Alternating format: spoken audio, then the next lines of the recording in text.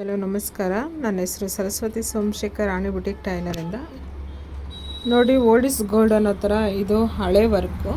But ಈಗಿನ ಟ್ರೆಂಡಲ್ಲಿ ಇದೇ work ಜಾಸ್ತಿ ನಡೀತಾ ಇದೆ. ಇದು ಸ್ಲೀವ್,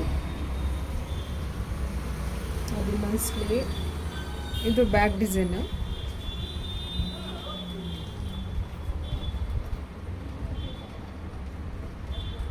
ಇದು ಫ್ರಂಟ್ ಡಿಸೈನು. ಇದು ಆಲ್ಮೋಸ್ಟ್ ಜಾಸ್ತಿ ಟ್ರೆಂಡಲ್ಲಿತ್ತು, ಚೆನ್ನಾಗಿ ನಡೀತಾ ಇತ್ತು.